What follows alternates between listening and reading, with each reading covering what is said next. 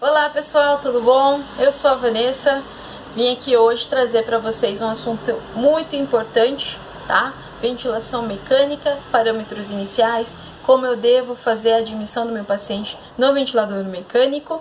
Mas antes, eu gostaria de agradecer o convite aí da Lute para estar aqui hoje com vocês fazendo essa aula aí. Eu espero que nesses próximos minutos eu consiga trazer para vocês as informações de forma que vocês consigam entender e compreender aí que a ventilação mecânica, ela é complexa, mas ela é bastante interessante e compreensível quando a gente começa a estudar um pouco mais a fundo. No entanto, os parâmetros iniciais eu prometo pegar leve, prometo trazer as informações mais importantes, tá? Para não ficar uma aula muito longa e chata. E para que vocês consigam, a partir do próximo minuto, conseguir ventilar um paciente na admissão, no momento que vocês precisarem aí, tá bom? Então vamos junto, vamos com calma, vamos tranquilo. A nossa aula vai ser muito prática, porque eu vou trazer dois simuladores aqui. Um da UFSC, que é o simulador de ventilação mecânica da UFSC, que é super bacana, super simples de estar manuseando, e um outro simulador que é mais real, que é do ventilador da Drag, o Evita 500, tá bom? Então, a nossa aula hoje vai ser muito prática, e eu prometo trazer as informações principais para que vocês terminem a aula hoje querendo saber um pouco mais sobre ventilação mecânica, mais interessados, mais curiosos e amando ventilação mecânica, porque é um tema muito legal de estar estudando. Para vocês terem noção, eu fiz um curso de ventilação mecânica básica e um de ventilação mecânica avançada. A básica eu levei 2-3 dias para estar fazendo. Então é uma missão bem difícil trazer aqui em 30 minutos tanta informação que existe dentro da ventilação mecânica. Porém, a gente vai conseguir, e eu espero muito atingir aí a expectativa de vocês em relação a esse tema, beleza? Então vamos para minha tela do computador, que a gente vai começar a desenvolver a aula desses parâmetros iniciais no próprio simulador, tá bom, galera? Bom, pessoal, voltando aqui, né, para iniciar propriamente dita a palestra de hoje, a aula de hoje, né, vamos falar aí sobre, então, os parâmetros básicos. Primeira coisa que eu quero que vocês saibam é como definir a ventilação mecânica. Então, a ventilação mecânica é um suporte ventilatório que eu vou oferecer ao paciente, né, de forma controlada totalmente ou parcialmente. Então, a ventilação mecânica, ela consegue ter essas vertentes aí de controlar total ou controlar de forma parcial toda a demanda ventilatória desse paciente, tá? Uma coisa importante em relação à ventilação mecânica é que eu tenho a ventilação mecânica não invasiva e eu tenho a ventilação mecânica invasiva, né? No caso, a gente vai estar abordando o tema da ventilação mecânica invasiva. A não invasiva, ela é de extrema utilidade, ela consegue resgatar o paciente e evitar uma intubação que evita, né, diminui o tempo de internação, diminui as complicações relacionadas à ventilação mecânica invasiva. A VNI, ela é de extrema importância aí no cenário hospitalar. No entanto, ela tem um certo limite aí de atuação. Existem insuficiências respiratórias tão graves que a VNI só vai postergar uma intubação, e às vezes essa intubação postergada acaba até ocorrendo aí, trazendo complicações severas pro paciente. Então, hoje a gente vai falar de ventilação mecânica invasiva, tá bom? Então, eu tenho indicações principais para uma ventilação mecânica invasiva. No caso aqui, o meu primeiro ponto que eu quero falar com vocês é a PA de O2 menor que 55 milímetros de mercúrio e uma saturação menor que 90%, né? O normal é de 80 a 90, né, de PA de O2, dependendo da referência do laboratório, até 100. A saturação de 93, 96, né? Então, quando eu encontro um cenário desse com um paciente com uma insuficiência desse tipo, né, com uma hipoxemia tão grande, é uma indicação primordial aí para intubação e ventilação mecânica, né? No outro cenário aí a gente tem o aumento de PCO2, né? Então a gente tem um paciente com uma hipercapnia e um pH diminuído aí de 7,3 e uma acidose aí provavelmente respiratória. Também uma indicação importante para ventilação mecânica. Então, depois disso, a gente tem um aumento do trabalho respiratório, que vai levar a uma demanda metabólica aumentada, junto com uma instabilidade cardiovascular. São indicações importantíssimas que muitas vezes a gente já tem que ter um olhar muito clínico e já interpretar o desenrolar desse paciente, tomar uma atitude, tomar uma decisão antes que esse paciente piore mais o seu quadro, né? E o rebaixamento de nível de consciência aí, geralmente Glasgow igual menor que 8, né? Você acaba colocando esse paciente sob ventilação mecânica para proteção de sua via aérea, né? Principalmente quando esses pacientes não têm esse reflexo primitivo aí da tosse. E aí é indicado, sim, colocar sob ventilação mecânica, mesmo esse paciente tendo um padrão respiratório até que ok e ventilando até que bem, a gente coloca na ventilação mecânica, tá bom? Então, qual é o meu objetivo em relação à ventilação mecânica? Quando eu coloco esse paciente na ventilação mecânica e eu cedo ou bloqueio esse paciente, eu quero tomar conta ali da ventilação dele, a fim de diminuir o trabalho respiratório, reverter uma acidose, corrigir uma hipóxia, tratar uma telectasia. E em outros casos, fora aí de um cenário de emergência, ou eu tenho a intubação desse paciente para procedimentos terapêuticos. E aí, voltando, né, falar sobre a diminuição do consumo de oxigênio e o controle da pressão intracraniana. Então, são objetivos assim muito claros, muito esclarecidos nos papers, e a gente sabe que a ventilação mecânica ela vem para contribuir muito como uma forma de tratamento importantíssima, né? Aqui eu tenho essa ilustração, ela pode assustar um pouco, mas na verdade eu vou tentar simplificar, tá? Então aqui no ventilador eu tenho uma máquina que vai pressurizar esse pulmão. Então ela pressuriza, despressuriza, pressuriza e despressuriza. O que isso quer dizer?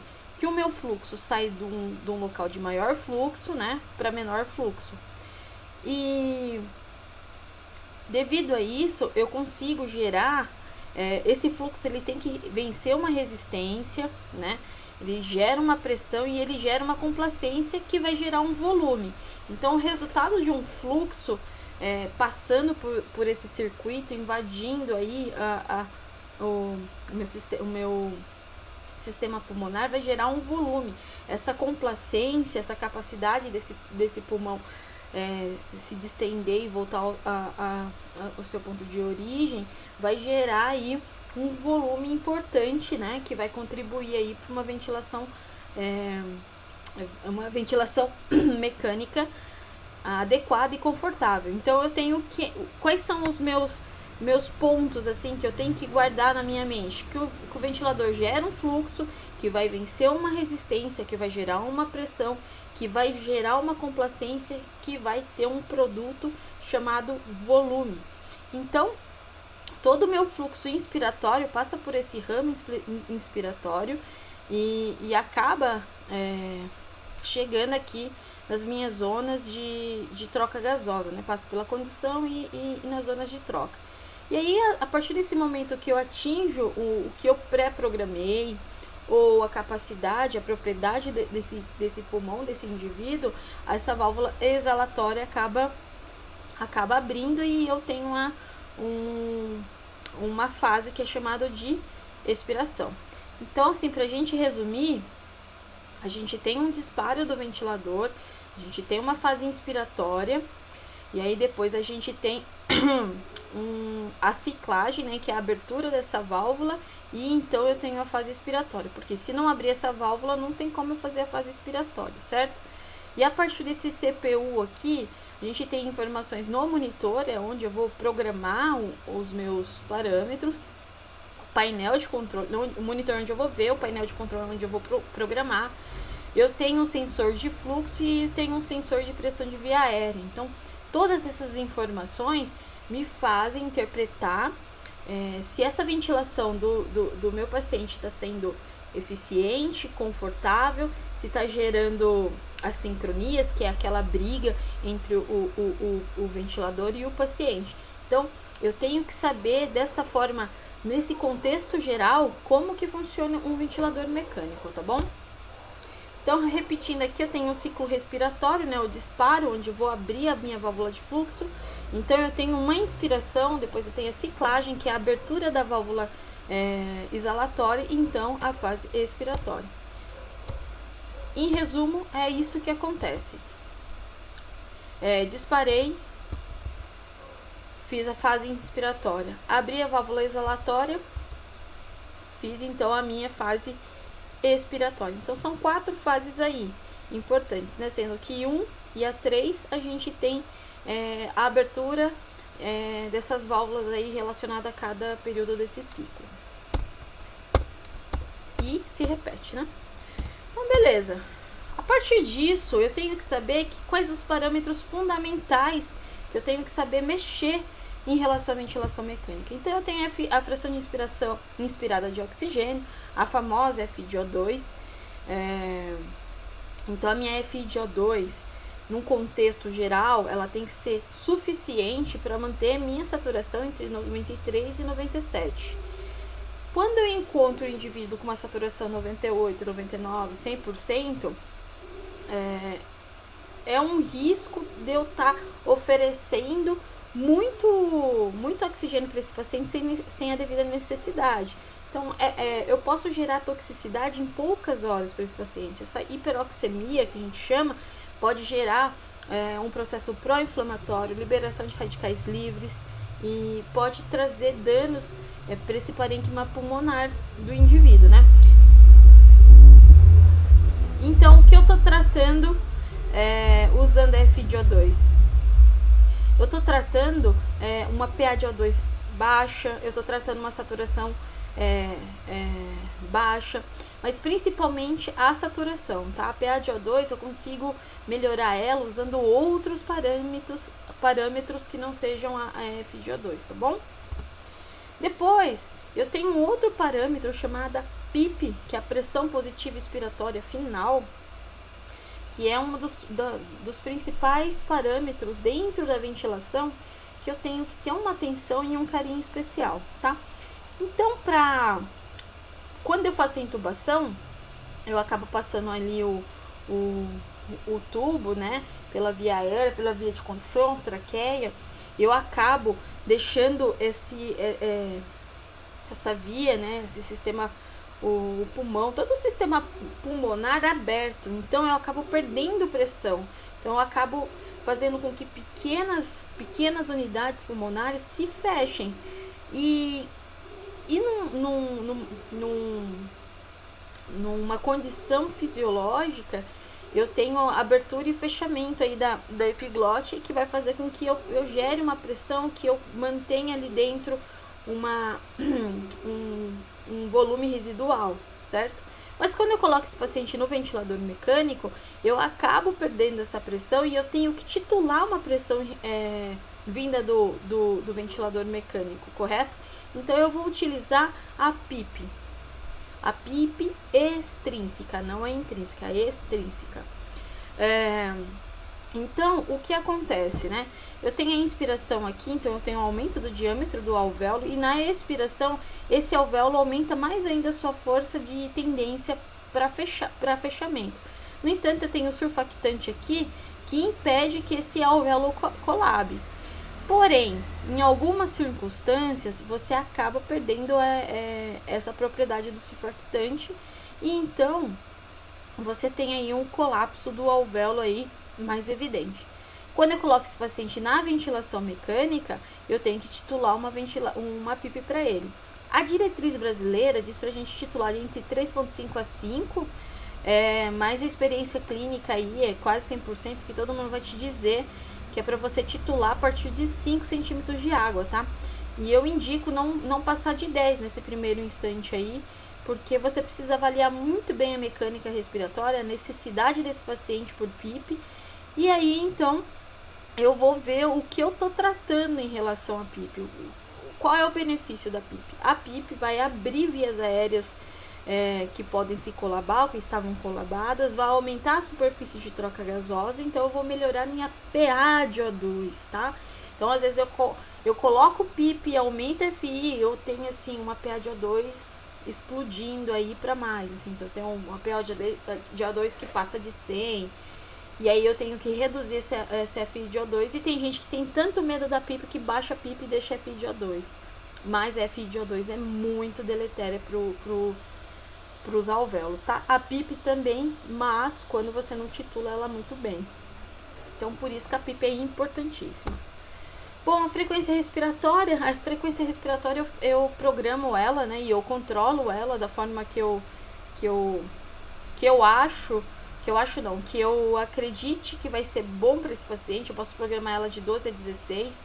Por que eu falo isso? Porque em relação à frequência respiratória, se eu aumento a frequência respiratória, eu tenho uma alteração da minha relação em IES. Então, eu tenho que ver o que eu quero. Eu quero aumentar minha relação em IES ou eu quero aumentar o meu volume minuto. E aí, tem uma sacada muito legal do volume minuto que eu vou explicar mais à frente, tá? Mas voltando aqui à frequência respiratória, eu programo essa frequência respiratória, mas em algumas circunstâncias, o paciente consegue fazer uma frequência espontânea, né? Por exemplo, se eu titulei 12 e ele no monitor tá me mostrando 20, quer dizer que ele tá fazendo 8 espontâneo, né? E aí vai da necessidade desse paciente poder fazer essas frequências espontâneas ou não. Um ponto importante, pacientes que estão com ARDS, geralmente a gente não quer que esse paciente faça frequência espontânea, tá? Então a gente tende a deixar esse paciente totalmente controlado, bloqueado e sedado, tá?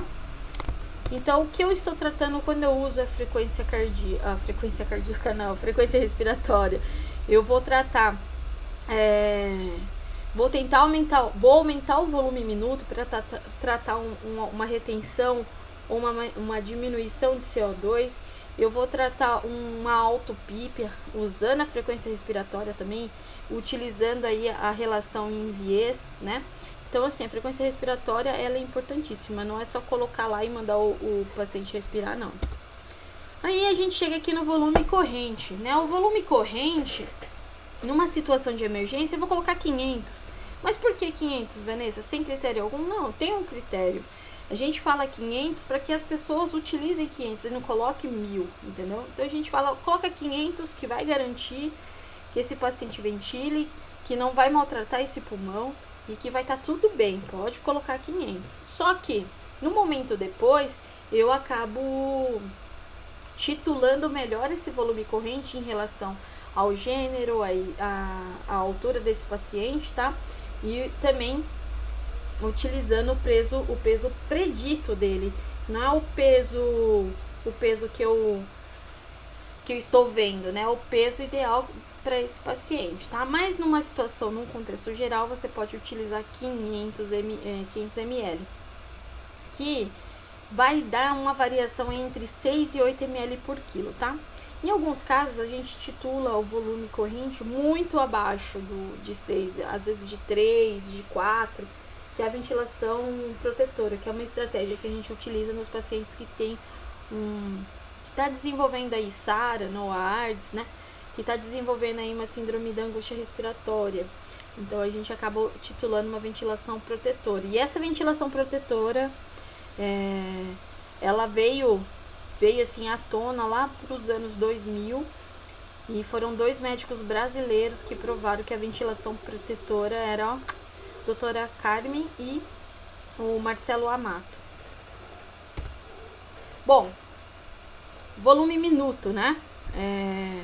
Volume minuto é aquilo que eu falei, né? Frequência respiratória vezes volume corrente respiratório, a gente vai ter um resultado aí de volume minuto.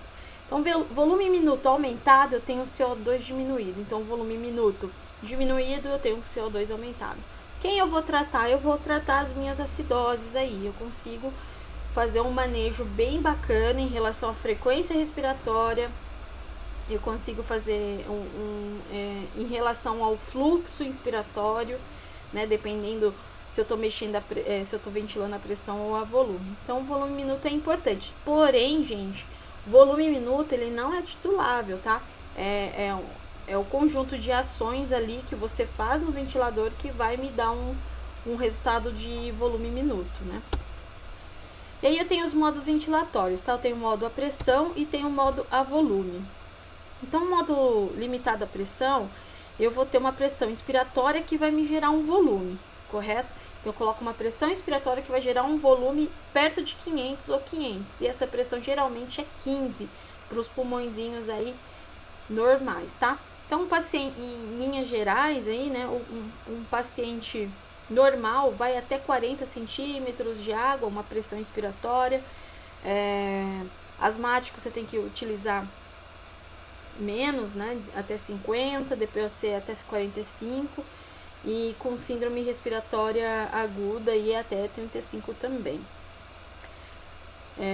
O tempo inspiratório, geralmente a gente pode colocar entre 0,8 a 1 a 1,2, depende muito da relação que você está procurando para esse paciente.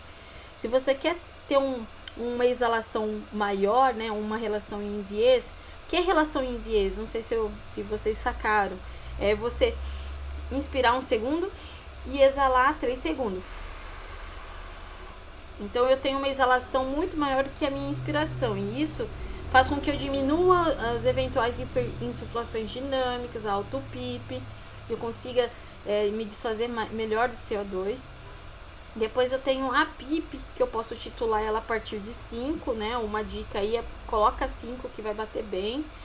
A pausa inspiratória, a diretriz fala de 3 a 5, mas nos mais recentes artigos falam que até 1 é adequado, porque se você deixa esse paciente pausado, esse volume que gera uma pressão dentro desse tecido, esse volume acaba se distribuindo melhor e essa pressão baixa e aí te dá um falso negativo, entendeu? Então é importante você manter uma pressão inspiratória, colocar 1, que você vai ter um valor aí mais próximo da realidade. E a FiO2 é 100%, tá?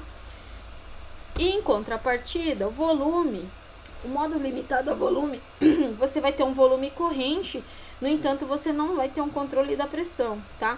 Então, se você colocar lá 500 de volume, às vezes você vai fazer um pico de pressão de 20, 25, 30, depende muito da propriedade física desse pulmão, tá bom? Então, eu titulei o volume, que eu posso colocar de 500, a taxa de fluxo, ou também chamado de fluxo inspiratório, eu posso colocar entre 40 e 60, mas o que é isso? Fluxo é a velocidade que esse ar vai entrar no pulmão desse paciente. Quanto mais rápido esse fluxo, maior a pressão que vai gerar. Enquanto mais baixo esse fluxo, mais confortável, mais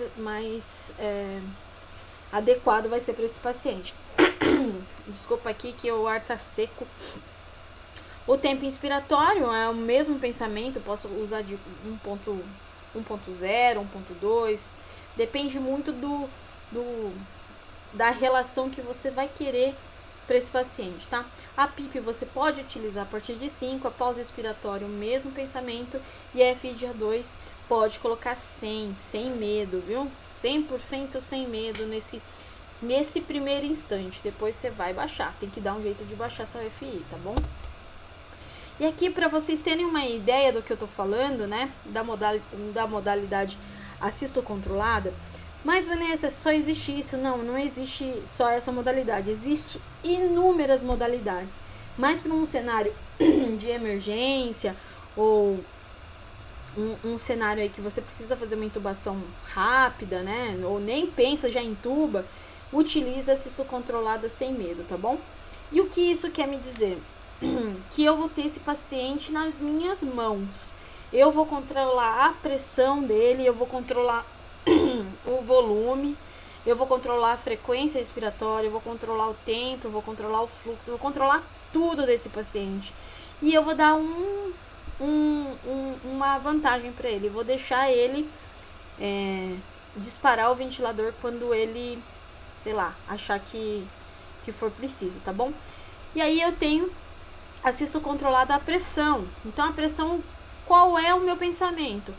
Eu controlo a pressão em todos os ciclos respiratórios. Veja só, todos os ciclos eu tenho a mesma pressão. E isso é importante? Cara, é importantíssimo, porque a pressão é um dos maiores fatores de agressão, de lesão para um pulmão, tá bom? Então, eu controlar a pressão é importantíssimo. Nossa, que bacana. No entanto, claro, nada é perfeito nessa vida. O volume que vai gerar, o volume corrente que vai gerar para esse paciente, ele é variável. E o que isso quer me dizer? Que cada pulmão reage de uma forma diferente a uma dada pressão. Ele reage em relação ao volume. Então, o que eu tenho aqui? Uma pressão aqui, vamos dizer aqui, uma pressão de 15. Um volume aqui, vamos colocar de 600. Uma pressão de 15, um volume de 400. Uma pressão de 15, um volume de 550. Mas pra gente ter um exemplo aí, para ver como o volume varia. E aqui, como eu te falei, a vantagem desse assisto controlado é que o paciente pode dar uma disparadinha e fazer um esforço e ciclar esse ventilador sem problema algum, tá? E disparar e ciclar esse ventilador sem problema algum. No entanto, a variação do volume continua igual. E aí eu tenho assisto controlado a volume. E aí o que acontece? Eu não controlo a pressão. A pressão é livre. Então, em relação ao volume que eu estou jogando lá para dentro, o meu pulmão vai responder de formas diferentes. Então, às vezes ele vai fazer uma pressão mais baixa, uma pressão mais alta. E o meu volume vai ser sempre o mesmo. Isso é bom? Cara, isso é excelente.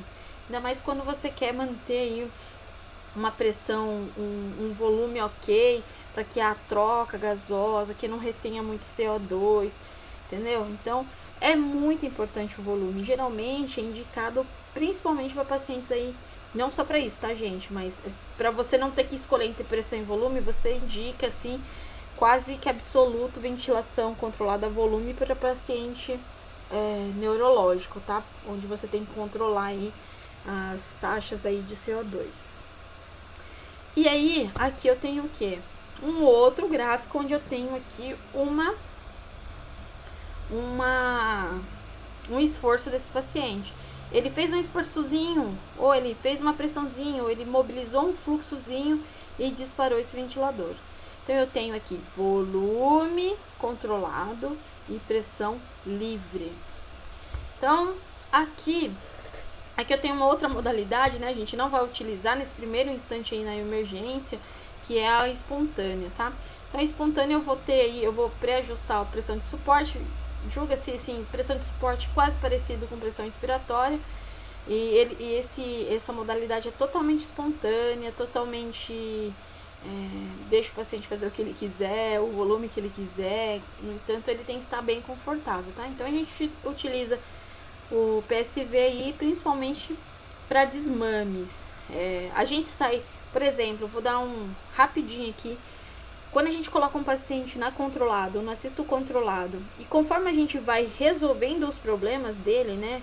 Aquele problema que ele fez ele ir pro tubo, conforme a gente vai tirando a sedação desse paciente, ele vai começar a fazer mais esforço, tá? Então ele começa a ter um drive respiratório.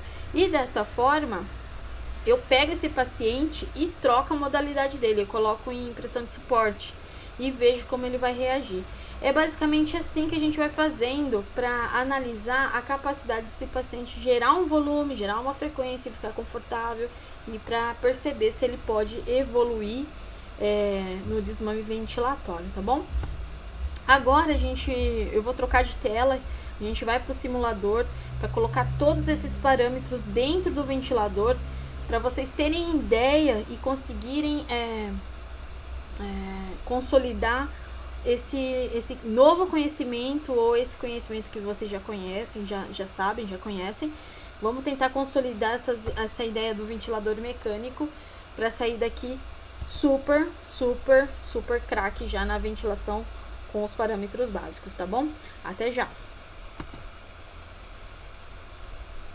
Pessoal, tô aqui no site da Drager.com. Eles têm simuladores bem bacanas assim que a gente pode trabalhar e aplicar aí o conhecimento em relação à ventilação mecânica. Mas lembrando que eu não sou patrocinada, não tô ganhando nada, só tô utilizando o simulador da Drager, porque ele oferece aí uma alta performance assim, praticamente igual ao ventilador, como se você estivesse vendo o ventilador cara a cara, tá bom? Então vamos lá. Primeira coisa, quando eu vou receber um paciente, eu tenho que ligar o ventilador, né? E quando você liga o ventilador, ele acaba fazendo esse barulhinho, geralmente é um pouquinho mais longo, tá? Porque ele tá fazendo a calibragem, tá? Vendo se o sensor tá tudo certinho, se tá tudo conectado, se não tem nenhum escape. E aí, então, eu coloco aqui novo adulto, né? Traduzindo. E aí, eu começo a minha ventilação, tá? Bom, a primeira modalidade que eu tenho aqui é o volume controlado, tá? É assisto controlado. Então, conforme a gente já aprendeu nessa aula, a primeira coisa que eu vou controlar aqui é a minha FiO2. Então, a minha FiO2, eu posso perfeitamente começar a minha ventilação para esse paciente com a minha FiO2 a 100%. Ai, Vanessa, mas isso vai causar toxicidade? Ó, presta atenção. Nesse primeiro momento, você pode pôr 100% sem problema, tá? Nesse primeiro momento. O volume total ou o volume corrente, lembra-se, eu falei, pode colocar 500 sem medo. No adulto, tá, gente? No adulto pode colocar 500 sem medo. Então, vou dar o ok aqui. Meu tempo inspiratório, lembra que eu disse, pode usar A1, 1.0. Só que aí o que eu tenho que ajustar aqui? O meu fluxo. Eu vou aumentar o meu fluxo para 40, né? Que eu posso utilizar de 40 a 60, né? Que é a velocidade que esse ar vai entrar no meu pulmão. E diminuir aqui o meu tempo ins. Então, eu vou começar aqui meu tempo ins com 1, tá? E aí, então, eu tenho a minha frequência respiratória. Eu posso utilizar ela de 12 a 16. Eu vou deixar 12, eu gosto de 12. E então, eu tenho aqui uma série de parâmetros. E a PIP, obviamente, eu deixo a 5, tá? Começo com 5. Então, eu tenho aqui minha FiO2 a 5, eu tenho minha PIP a 5, meu volume minuto 5.65, posso chegar até 7.5, né? Litros por minuto, minha frequência e 500. Esse paciente, ele tá totalmente à disposição do ventilador. Eu controlo todas as ações desse paciente no ventilador, tá bom? Então, eu tô utilizando volume, tô ventilando esse paciente a volume. Veja que a pressão aqui, ela se mantém, porque é um paciente que provavelmente não tem secreção no tubo. O tubo, ele não é pequeno para esse paciente, ele não tá tendo um broncoespasmo, é uma ventilação aí sem resistência, tá? Então, ventila-se assim. O paciente, quando ele tá tranquilo, sedado, ou até mesmo acordado, mesmo sem drive respiratório e acordado, ele ventila confortavelmente dessa forma, sem muitas variações, tá bom? E agora eu quero ventilar a pressão. Qual é a vantagem da pressão? Gente, a vantagem da pressão é porque eu controlo a minha pressão, tá? Então aqui vale a pena dizer que calma um pouquinho, vamos, gente. Vale a pena dizer que uma PIP titulada de forma errônea e alta ainda, de uma pressão de pico alta, fazendo uma relação entre, uma diferença entre platô e PIP acima de 15, esse paciente ele está sofrendo, essa pressão está machucando esse pulmão. Então eu tenho que cuidar das pressões que eu vou colocar dentro desse paciente, entendeu? Então, quando eu vou ventilar a pressão, eu consigo controlar essas pressões, na maioria quase por completo, mas eu não controlo o volume que entra. Então aí que está o X da questão. Se você vai querer mais volume ou vai querer você pode deixar um volume mais livre, controlar a pressão, ou ao contrário, tá? A pressão é a mesma coisa, mantenho o FiO2 de 100%, dou ok. Pressão inspiratória ou a pressão controlada de 15, eu posso manter de 15, que ele tá fazendo um volume bom, ele tá fazendo um volume muito alto aqui ainda, ó, 763, o meu volume total. Posso diminuir, lembra que eu falei 500? Então eu posso diminuir esse volume, vamos ver se cai. Eu baixei bastante. Vamos ver se cai esse meu volume aqui.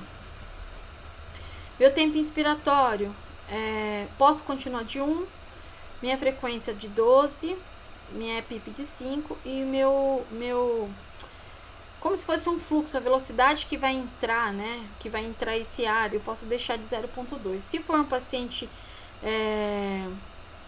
um DPO cítico, por exemplo, eu posso aumentar essa pressão, esse slope aqui. Eu posso aumentar bastante, porque quanto mais rápido eu entre esse ar no DPO cítico, mais volume mais adequado eu faço. Aí vem o X da questão. O meu alarme tá gritando. Quando eu aperto aqui, provavelmente tá vendo que o mínimo que ele pode fazer é 4.8. Eu posso ter titulado isso aqui. Ou, por exemplo, se eu colocar 3.0, não sei se esse aqui eu vou conseguir mexer. Bom, ele tá titulando aqui 4.8. Eu consigo aqui. Vamos lá. Pra vocês verem. Não façam isso na UTI de vocês, tá? Quando o paciente o ventilador começar a reclamar, não procure mexer nos alarmes, procure mexer nos parâmetros do ventilador, tá? Vocês viram que eu diminuí aqui e parou de chamar, de apitar. No entanto, o volume desse paciente está super baixo, tá? Então, eu tenho que tomar cuidado nisso aqui também. E aí, ó, por exemplo, a pressão quando passar de 30, esse ventilador vai me chamar a atenção, falar, tem algo errado aqui. Então eu tenho que ficar atento aos alarmes do ventilador, eu tenho que ajustar esses alarmes também, né? Então beleza, ó, o que a gente tem aqui? Uma pressão de 10 gerando 380. No entanto, quando eu aumento essa pressão, vamos botar 20 aqui, vamos colocar 20. Olha como essa pressão, esse volume vai aumentar. Presta atenção no volume. Olha o volume. Presta atenção na pressão, como aumenta. E no fluxo, como ele fica diferente, tá? Então, é isso. Eu tenho que saber qual a interferência que cada parâmetro vai trazer para mim quando eu fizer essas modificações, tá? Então, eu vou voltar aqui para vocês não acharem que eu titulei 20 aqui porque eu quis. É porque é o que eu tenho que fazer, né? Então, usem 15 aí de início, tá? Pode usar 15 tranquilo. Ó, outra coisa, ó, quando eu aumento minha frequência respiratória, a minha relação em Zias como fica diferente. E vocês vão ver como o volume minuto vai aumentar. O meu volume minuto, ó, tá muito alto, tá vendo? Então, é um paciente que eu tenho que vir aqui e fazer novas modificações no ventilador até deixar ele ventilando bem, com o ventilador bem encostadinho. A gente chama o paciente bem encostadinho, né? Que é aquele paciente que consegue... Desculpa aí, galera. Pronto.